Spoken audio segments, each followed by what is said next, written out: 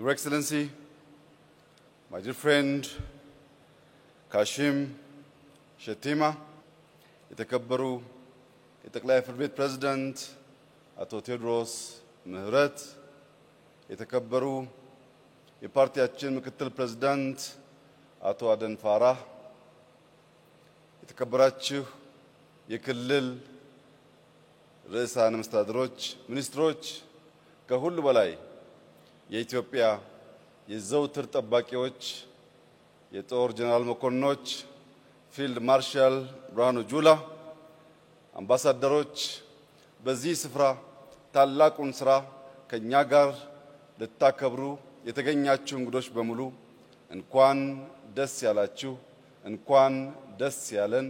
እንጀምራለን፣ እንጨርሳለን፣ እንጀምራለን፣ እናስተምራለን፣ እንጀምራለን፣ እናንሰራራለን። ይህ ኢትዮጵያዊነት ነው።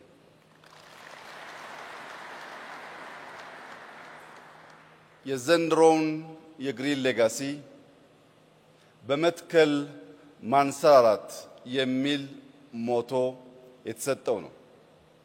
በመትከል ማንሰራራት የተባለበት ዋነኛው ምክንያት የግሪን ሌጋሲ የመጨረሻው ዓመት በመጀመሪያው አቅዳችን መሰረት የሚቀጥለው ክረምት ነው። በሚቀጥለው ክረምት የግሪን ሌጋሲን ሙሉ በሙሉ ካሳካን በኋላ ኢትዮጵያ ለመጀመሪያ ጊዜ ከየትኛውም ሀገር ስንዴ በእርዳታ የማትወስድ መሆኑን ለዓለም እናበስራለን። ላለፉት ጥቂት አስርተ ዓመታት የሚያበላውን የሚያምረውን የእናት ምትክ የሆነውን ተፈጥሮ አክብረን አብረን መኖር ባለመቻላችን የሚያስፈራ የገረጣ ምድር በመሆኑ ለምለሚቱ ኢትዮጵያ ለማኝቱ ኢትዮጵያ ሆና በሚሊየን የሚቆጠሩ ሰዎች ከሌሎች ሀገራት ስንዴ መጠበቅ የሰርክ ተግባራቸው ሆኖ ቆይቷል። የግሪን ሌጋሲ እቅዳችንን ስናከናውን ኢትዮጵያ ለመጀመሪያ ጊዜ ጀምራ በጨረሰችው ታላቅ ስራ ከማንም ሀገር እርዳታ የማትወስድ መሆኗን ስንገልጽ ሌሎች አፍሪካውያን ወንድሞቻችን ይህንን አርያ በመከተል አፍሪካ መጋቢ፣ አፍሪካ ሰጪ፣ አፍሪካ ፈርቀዳጅ እንጂ ለማኝ ያልሆነች አህጉር መሆኗን በህብረት በትብብር እንድንሰራ ማሳያም ጭምር ስለሚሆን አፍሪካዊ በዓል ይሆናል። ዛሬ ለዚያ ማሳያ እንዲሆን በአፍሪካ ትልቁን ፖፑሌሽን የያዘችው ናይጄሪያ በኢኮኖሚ ያደገች ያለች በተግባር ሪፎርም በማካሄድ ለአፍሪካ ፈርቀዳጅ ስራዎች እየሰራች ያለች ታላቅ ሀገር አንድ ዓመት ሲቀረን መባቻውን በጋራ ለማክበር ከኛ ጋራ ወንድማችን ካሽም የተገኘ ሲሆን መላው አፍሪካ ከግሪን ሌጋሲ ተምሮ እርዳታን ከውጭ የምናቋርጥበት ዘመን በቅርብ እንደሚሆን ያለኝን ታላቅ እምነት ስገልጽ ከኩራት ጭምር ነው። ኢትዮጵያ ከውጭ ስንዴ እርዳታ ታቆማለች ሲባል ኢትዮጵያ ውስጥ ከሌሎች ወንድሞቻቸው የሚታገዙ ሰዎች ይጠፋሉ ማለት አይደለም። ኢትዮጵያ ከሚቀጥለው ዓመት የግሪን ሌጋሲ ማጠናቀቂያ በኋላ ከውጭ እርዳታ አትቀበልም ማለት በውስጥ አንተጋገዝም ማለት አይደለም። በውስጥ ያሉ እጅ አጠሮቻችንን እኛው ራሳችን ማገዝ እንጀምራለን። ያ ያደገ ሲሄድ ወደ አፍሪካም እናሳድገዋለን። በዚህ ምክንያት በመትከል ማንሰራራት ብለን ጠርተነዋል። የዛሬ ወር ኢትዮጵያ ከተባበሩት መንግስታት ጋር በመተባበር የፉድ ሰሚት ታዘጋጃለች። የፉድ ሰሚት የምታዘጋጀው በምግብ ራስን ለመቻል ባደረገችው ጥረት ምሳሌ ሀገር ትሆናለች ተብሎ በመታመኑ የተባበሩት መንግስታት ኢትዮጵያን ለዚህ ታላቅ ሰሚት መርጧል። በብዙ ሺህ የሚቆጠሩ የዓለም ተሳታፊዎች በአዲስ አበባ ይገኙና የምግብ ሰሚት በጋራ እናከብራለን። እንደገና በወሩ ጳጉሜ ውስጥ የአፍሪካ ክላይሜት ሰሚት ለሁለተኛ ጊዜ የሚከበረው እዚህ አዲስ አበባ ውስጥ ይከወናል። ኢትዮጵያ የክላይሜት ሰሚትን እንድታዘጋጅ የተመረጠችበት ዋነኛው ምክንያት በክላይሜት ፈርቀዳጅ አርያ ስራ መስራቷ በሁሉም ወንድምና እህት ህዝቦች በመታመኑ ነው። ታዲያ እርዳታን ካቋረጥን ለዓለም የምግብ ሰሚት አርያ በመሆን ሰሚት ማዘጋጀት ከጀመር ለክላይሜት ሰሚት አክቲቪዝም ብቻ ሳይሆን አክሽን ያስፈልጋል። እንደ ኢትዮጵያ እየተከል ክላይሜታችንን እናክም የሚል እሳቤ ዓለም አምኖ ወደኛ ከመጣ ማንሰራራት ከዚህ ወዲያ ከየት ሊመጣ ይችላል? ግሪን ሌጋሲ እጅግ ዘርፈ ብዙ ትሩፋቶች ያስገኘና ያሉት ስራ ነው። በአፍሪካ በጣት የሚቆጠሩ ትላልቅ ስራዎች ተሰርተው ከሆነ ከነዚያ መካከል አንዱ የግሪን ሌጋሲ ነው። የግሪን ሌጋሲ ታላቅ ስራ የሚያደርጉት ሶስት መሰረታዊ ጉዳዮች አሉ። አንደኛው ለተከታታይ ዓመታት ታላላቅ የማይታመኑ ቁጥሮችን አስቀምጦ በሚሊዮን የሚገመቱ ሰዎች አሳትፎ ሳያቆራርጥ ያሰበውን የ50 ቢሊዮን ችግኝ ለማሳካት አንድ ዓመት የቀረው ሲሆን በዚህ ዓመት ከምንተክለው ጋር ከ47.5 ቢሊዮን ያላነሰ ችግኝ በኢትዮጵያ የሚተከል ሲሆን በሚከተለው ክረምት ከምንተክለው ጋር 54 ቢሊዮን ልንደርስ እንችላለን። 54 ቢሊዮን ስንደርስ 3 እና 4 ቢሊዮን ካተካከል ምክንያት ምናልባት የተበላሸ ቢሆን ያሰብነውን 50 ቢሊዮን በተሟላ መንገድ የሚያሳካ ሁነኛ ትልቅ ጅማሮና አርያነት ያለው ፍጻሜ ይሆናል። ይህ ሲባል ከዚህ ቀደም ለመትከል የሞከሩ ሀገራት ቡድኖች አልነበሩም ማለት አይደለም። ከዚህ ቀደም በሀገራችንም በውጭም መሰል ሙከራዎች ነበሩ። እነዚያ ሙከራዎች ግን ዶሮ በጋን ነበሩ። ካለብን ትልቅ ችግር አንፃር እዚህ ግባ የሚባል ችግር የፈቱ አልነበሩም። ይሄኛው በምግብ ራሳችን ለመቻልና የምግብ ሉዓላዊነትን ለማረጋገጥ በእጅጉ መሰረት የጣለ ነው። 50 ቢሊዮን ችግኝ ከ20 ሚሊዮን በላይ ሰው አሳትፎ የተከለ ሀገር እስካሁን የለም። በዓለም ዘ ቢገስት አፎረስቴሽን የሚባለው በኢትዮጵያ ተጀምሮ በኢትዮጵያ እያለቀ ያለው ግሪን ሌጋሲ ነው።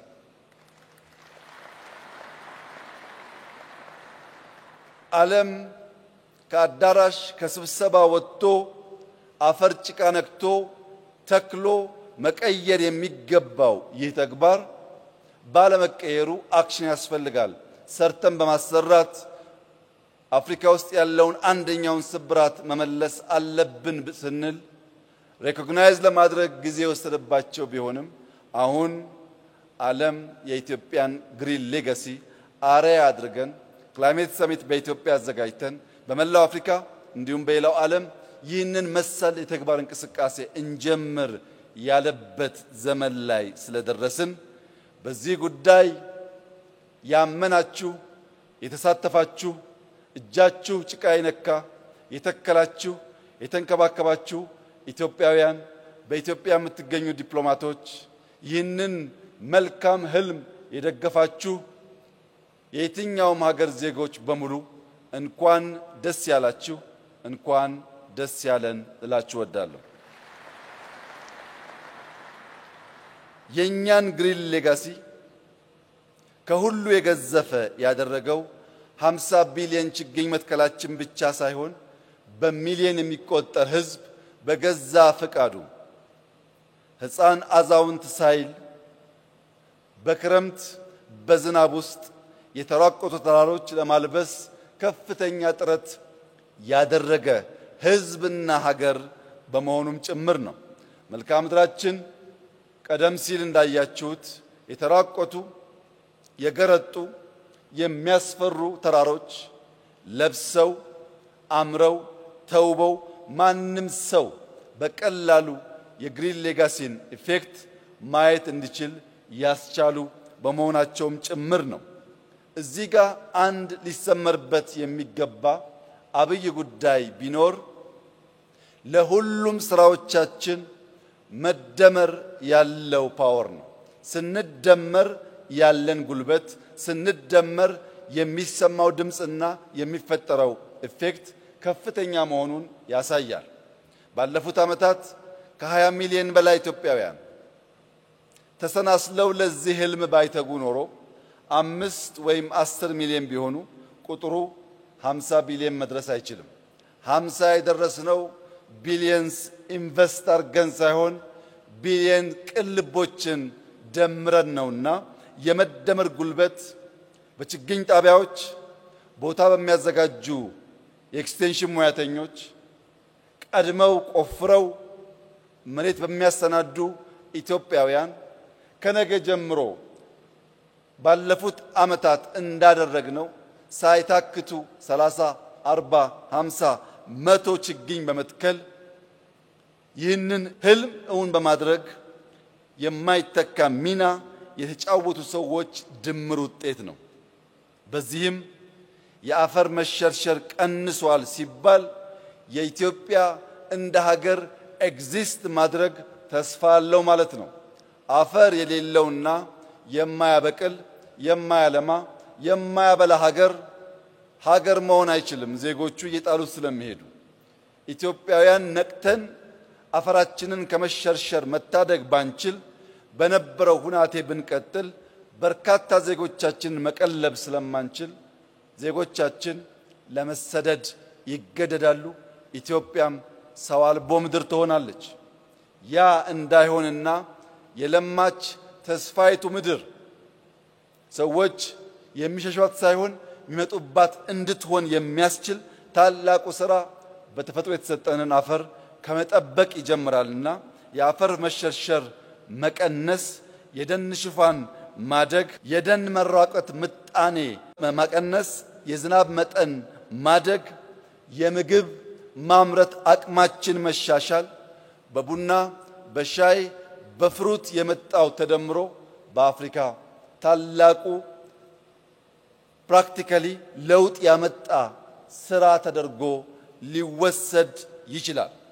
ይህንን ታላቅ ስራ የኢትዮጵያ መንግስትና የኢትዮጵያ ሕዝብ እንደ አንድ ሰው ተቀናጅተው ለዓለም አስተማሪ ተግባር ስለፈጸሙ በድጋሚ ለሕዝባችን ላደመጠው ለሰማው ለተጋውና ለዓለም አርያ ለሆነው ሕዝባችን ከፍተኛ ምስጋና እንዳቀርብ ይፈቀድልኝ። ሁለተኛው ቁልፍ ጉዳይ ለሀገራዊ ማንሰራራት መሰረት የሚጥል ተግባር መሆኑ ነው። ሀገራዊ ማንሰራራት ከኢኮኖሚክ መሻሻል ውጪ ሊታሰብ አይችልም። ኢኮኖሚያችን በብዙ መስክ የሚገለጥ ቢሆንም ከዚህ ከግሪን ሌጋሲ ጋር በሚያያዝ በጥቂት ማሳያዎች ለመግለጽ አንደኛ በቱሪዝም ሰው ከሀገሩ ትኬት ቆርጦ ወደኛ የሚመጣው ውብ መልክዓ ምድር ለማየት ነው። ውብ መልክዓ ምድር ባልተተከለ ባልተጠበቀ ሀገር ውስጥ ሊኖር አይችልም። ሁለተኛው የአየር ንብረት ነው። በዚህ ወር በሚቀጥለው ወር ከዚያም በሚቀጥለው ወር ከኢትዮጵያ 2 ሰዓት 3 ሰዓት ፍላይት ራቅ ብትሉ አብዛኛው የዓለማችን ክፍል ወበቁ አያስቀምጥም። ማንም ሰው በዚያ ክላይሜት ውስጥ የራሱን ገንዘብ አውጥቶ ለመሄድ እምብዛም አይፈቅድም። በእኛ ሁኔታ ግን ሰው ከፍሎ ይህንን ንጹህ አየር መተንፈስ ቢችል ይህንን የሚያምር መልክዓ ምድር ማየት ቢችል ለማንም ሰው ለከፈለበት ዋጋ ለኢንቨስትመንቱ የተሟላ መልስ የሚሰጥ ስለሆነ በየትኛው መስፈርት እንደ ኢትዮጵያ በለበሱ እንደ ኢትዮጵያ ክላይሜታቸው ባማረ ሀገር ሰው ለሁለት ቀን ለሳምንት እረፍት ቢወጣ እንደ ኪሳራ አይወስደውም። ሐይቆቻችን ወንዞቻችን ስንተክል ይሞላሉ። ሐይቅ ካልሞላ ሪዞርቶቻችን መዝናኛ ሊሆኑ አይችሉም። በዚህ ምክንያት በቱሪዝም መስህብነት በኮንፈረንስ መስህብነት የኛ ክላይሜትና የኛ ሀገር ተመራጭ እንዲሆን ግሪን ሌጋሲ የማይተካ ሚና ተጫውቷል። በዚህ ዓመት ከመቶ በላይ ኢንተርናሽናል ኮንፈረንሶች ኢትዮጵያ አዘጋጅታለች። ከፊታችን ደግሞ ታላላቅ ኮንፈረንሶች ይካሄዳሉ። ለዚህ የግሪን ሌጋሲ ግብዓት እጅግ ከፍተኛ ነው ብለን መውሰድ እንችላለን። ከግብርና አንፃር የአፈር መሸርሸር ምርታማነት እንዲያድግ የዝናብ መጠን እንዲጨምር የከርሰ ምድር ውሃ ብቻ ሳይሆን የዝናብ መጠን እንዲጨምርና እርሻችን በዝናብ እጥረት ምክንያት እንዳይደርቅ በዘራነው ልክ ሳይሆን አብዝተን ሃርቨስት ማድረግ እንድንችል አግዟል። ለዚህ አንዱ ማሳያ ቡና ነው። ቡና ባለፈው ዓመት 1.4 ቢሊዮን ዶላር ኤክስፖርት ስናደርግ በሚቀጥለው ዓመት በእርግጠኝነት ይጨምራል ብዬ መናገሬ ይታወሳል። ነገር ግን ምንም ይጨምራል ብዬ ብገምት ቡና በአንድ ዓመት 2.5 ቢሊዮን ዶላር ይደርሳል ብዬ አልገመትኩም። ግሪን ሌጋሲ ዘንድሮ 2.5 ቢሊዮን ዶላር ከቡና እንድናስገኝ አስችሏል። ቡና ካልተከሉት ቡና ካልጠበቁት እንዲሁ ምርቱ በቂ ሆኖ የኛን ፍጆታ ሸፍኖ ኤክስፖርት በዚያ ልክ ሊመጣ አይችልም። ያ የሆነው በግሪን ሌጋሲ ስራችን ነው። በኢንዱስትሪ የሚወሰን እንደሆነ ግብርና ትልቁ ግብዓት ነው። ከግሪን ሌጋሲ አንፃር ቅድም ባምቡ ታይቷል። ከባምቡ በተጨማሪ ለወረቀት ግብዓት የሚሆን ዛፍ በስፋት በመትከል የወረቀት ፋብሪካ በኢትዮጵያ መትከል ከቻል ለወረቀት የምናወጣውን ከፍተኛ ወጪ መቀነስ ብቻ ሳይሆን ለህትመት ለትምህርት ስርዓታችን በእጅጉ የሚያግዝ ይሆናል። ለኢንዱስትሪ ግብዓት ነው። ለግብርና ወሳኝ ነው። ለቱሪዝም ወሳኝ ነው። ኢኮኖሚያችን በአጠቃላይ የሚያነቃንቅና የሚያሳድግ ነው። ለማኝ የተባለችውን ሀገር የምግብ ሉዓላዊነት ያረጋገጠች ሀገር የሚያስብል ታላቅ ስራ ነው። ሶስተኛው የግሪን ሌጋሲ ቁልፍ ስራ ነገን ተመልካች መሆኑ ነው። ዛሬ የምንተክለው ነገ ልጆቻችን ይጠለሉበታል ብለን ነው። ዛሬ የምንተክለው ነገ ልጆቻችን አይሰደዱም ብለን ነው። ዛሬ የምንተክለው ነገ ልጆቻችን አይለምኑም ብለን ነው። ልጆቻችንን በቤት ውስጥ መመገብ በቂ አይደለም። ልጆቻችን ሀገራቸውን ጥለው እንዳይሄዱ ለሀገራችን መሰረት መጣል አለብን። የተከበራችሁ ኢትዮጵያውያን ሆይ እጃችን አፈር ካልነካ ጭቃ ካልነካ ካልደከምን የሚገነባ ሀገር የለም። ሁሉም ያማረ ሀገር በጀግኖች ልጆቹ በሆነ ዘመን በተፈጠሩ ትውልዶች የተሰራ ነው። ይህ ትውልድ የኢትዮጵያን እርግማን የኢትዮጵያን የታሪክ ጥፋት የኢትዮጵያን የልመና ታሪክ የሚቀይርና ኮርተው በሀገራቸው የሚኖሩ ራሳቸውን የሚያግዙ ሌሎች የሚተርፉ ልጆች የምንፈጥርና የምናወርስ መሆን አለብን። ለዚህ ታላቅ ተግባር የተመረጠ ይህ ትውልድ ኩራት ሊሰማው ይገባል። ለልጆቹ መልካም ሀገር ሰርቶ ማለፍ የሚያኮራ ተግባር ስለሆነ በዚህ ታላቅ ቀን ለመላው ኢትዮጵያውያን በተለይም ለወጣቶች በጣም በተለይም ለታዳጊዎች አደራ ማለት የምፈልገው ግሪን ሌጋሲ ፖለቲካ አይደለም። ግሪን ሌጋሲ ብሔር አይደለም። ግሪን ሌጋሲ ሃይማኖት አይደለም። ግሪን ሌጋሲ ጾታ አይደለም። ግሪን ሌጋሲ ጥቁር ነጭ አይደለም። ግሪን ሌጋሲ ኢትዮጵያን ማልበስ፣ ኢትዮጵያን መስራት፣ ኢትዮጵያን ለትውልድ አስቦ ማሻገር ስለሆነ የናንተን ነገ አምሮ ታዩት ዘንድ ከነገ ጀምሮ ዝናብ ቢሆን ጭቃ ቢሆን አድካሚ ሁኔታ ቢሆን ካላችሁበት ነገር ተነስታችሁ በየቀኑ በመትከል ለዘንድሮ ያቀድነውን 7.5 ቢሊዮን ችግኝ በጋራ በርብርብ እንድናሳካ በታላቅ ትህትና ልጆቻችንን ወጣቶቻችንን ማሳሰብ እፈልጋለሁ። በየትኛውም የፖለቲካ መስክ ያለን ኢትዮጵያውያን ዲፕሎማቶች፣ ሴቶች፣ ወጣቶች፣ አዛውንቶች፣ የሀገር መከላከያ፣ የፖሊስ ሰራዊት አባላት ግሪን ሌጋሲ ሁላችንን ስለሚመለከት ከነገ ጀምሮ በአካባቢያችን ከሰፈራችን ራቅ ብለን ከህዝባችን ጋር በመቀላቀል ጠዋት ከማታ በየቀኑ በመትከል ኢትዮጵያ ማንሰራራት መጀመሯን መጀመሪያ እኛ እናምናለን፣ ቀጥለን ለዓለም እናሳያለን። ኢትዮጵያ ታንሰራራለች። ልጆቻችን አይለምኑም። ብልጽግናችን ይቀጥላል። መደማመጣችን ይቀጥላል። በመደመር የተለወጠች ኢትዮጵያን ለልጆቻችን እናስረክባለን። ይህ ቃል እንደ ግሪን ሌጋሲ ይፈጸማል። ይህ ቃል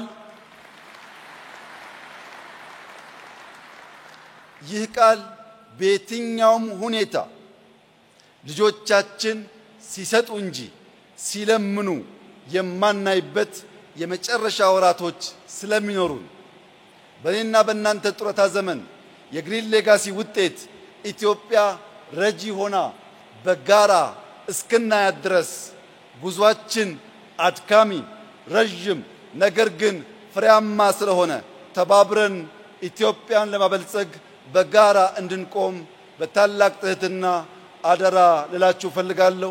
ስለመጣችሁ እጅግ አድርጌ አመሰግናለሁ። ይሄን ያዘጋጀ እጅ፣ ያሰቡ አእምሮች፣ የደከሙ ኢትዮጵያውያን በሙሉ ምስጋና ይገባቸዋል። እኛም ወግ ደርሶናል። እንኳን ደስ ያላችሁ። አመሰግናለሁ።